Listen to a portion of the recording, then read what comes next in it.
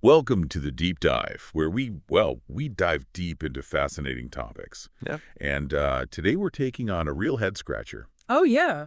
Christopher Nolan's Inception. This film, it's not just about, stealing secrets from people's dreams. It really digs into some big questions about, like, what is reality?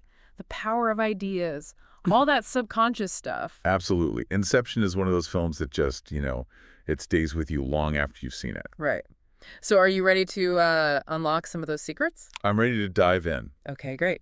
So for this deep dive, we've got tons of material. We've got analyses, notes on all the symbolism in the film, even a super detailed, like, plot summary. But before we get lost in all that, maybe we should, set our compass, so to speak. I like that. A compass for the mind. Exactly. So first we'll try to untangle how Nolan messes with time inside those dreams. And then we'll decode all that symbolism that reflects, what the characters are going through. Right. Because those dream landscapes they're not just random, are they?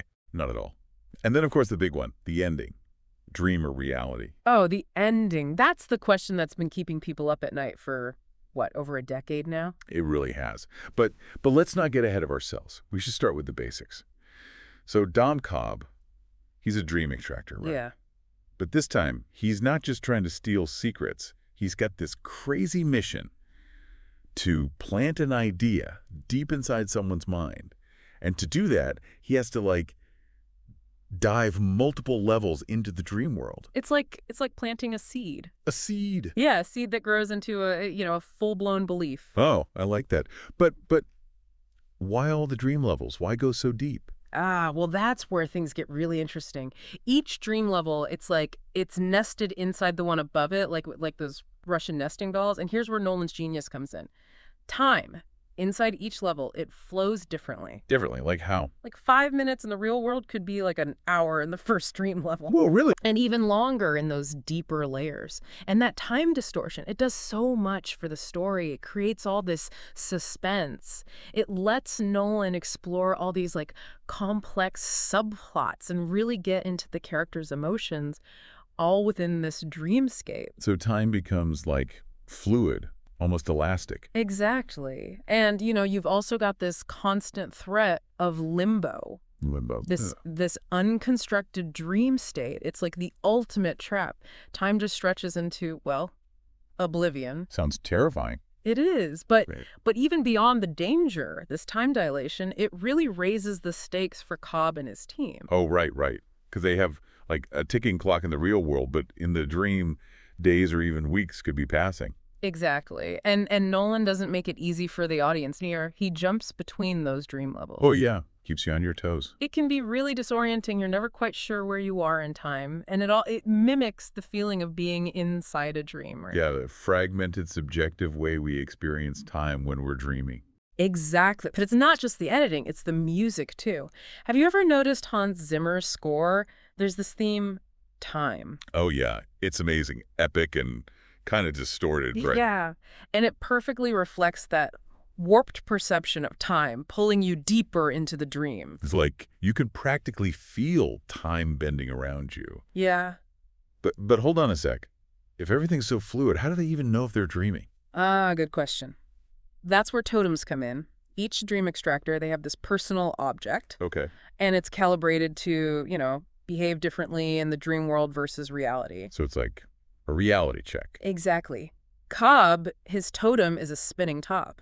In a dream, it spins forever. In reality, it eventually falls over. Ah, so it's like an anchor to the real world. I get it. Mm.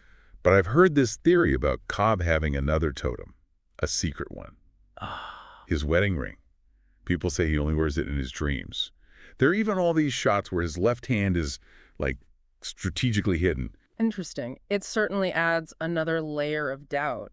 And it ties into one of the most, I think, emotionally powerful parts of the film. What's that? Cobb's relationship with his deceased wife, Mal. Right. Her projection, it's like it haunts him inside those dreams. Yeah. Mal represents all of Cobb's guilt and trauma. He blames himself for her death. It's heavy stuff. It is. And, Well. it's not just about navigating these crazy dreamscapes. It's about facing your own demons. So true. I mean, it's really incredible. People are still debating that ending even after all these years. It's true. Inception just, like, it gets under your skin. It really does. It makes you question, like, what is real? What do we believe? Right. It's like Nolan is holding up a mirror to our own minds and asking us, like, hey, what if all our memories, all our experiences, they're all just made up? What if it's all just our own little subjective realities? Whoa, that's deep. I know, right? And he does it all with this incredible, like, artistry. The visuals are just breathtaking.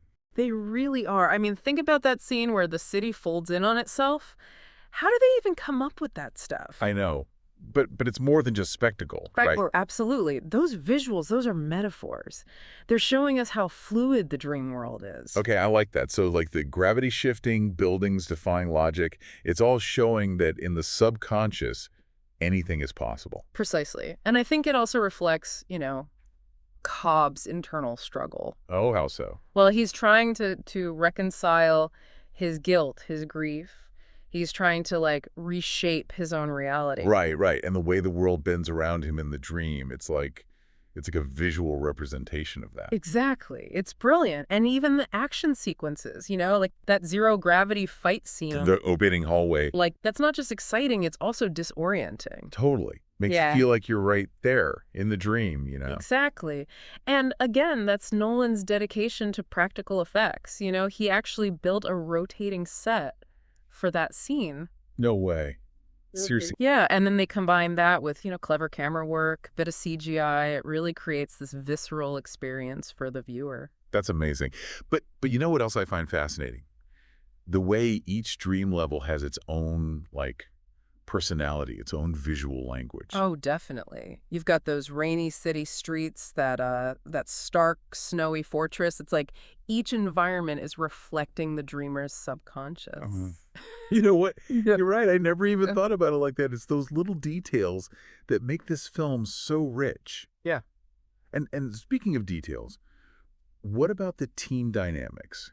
You've got Cobb's crew, and each member has a specific role, right? Absolutely. You've got Arthur, the planner, always thinking 10 steps ahead, and Ariadne, the architect. She designs those intricate dreamscapes. And then there's Eames, the forger, who can change his appearance within the dream. Oh, right. Like a chameleon. Exactly. And then, of course, you've got Yusuf, the chemist, who concocts those powerful sedatives they need to go deeper into the dream layers. It's like a well-oiled machine, each person with their own strengths and weaknesses. Yeah, it makes for some pretty great interactions between them, too. And I think Ariadne's role is particularly interesting. Oh, how so? Well, she's not just the architect. She's also, like, the audience surrogate.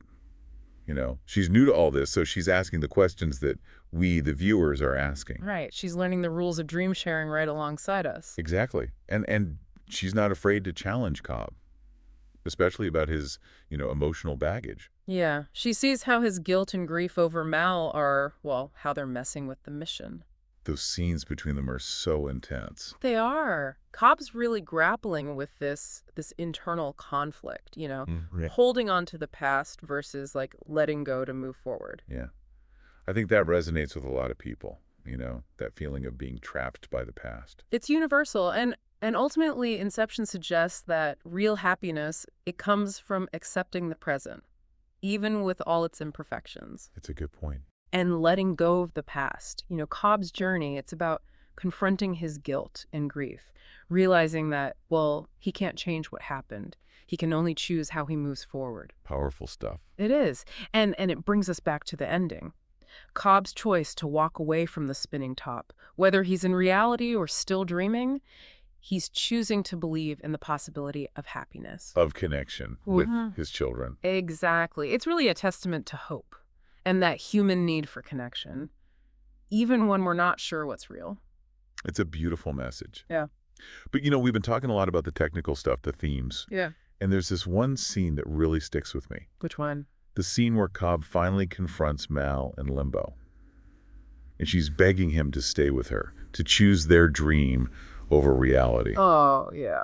That's a tough one. It's so heartbreaking. Cobb is wrestling with this choice, knowing that staying with Mal means, like, choosing a world of fake memories over the real world. And it all comes back to that central question of the film.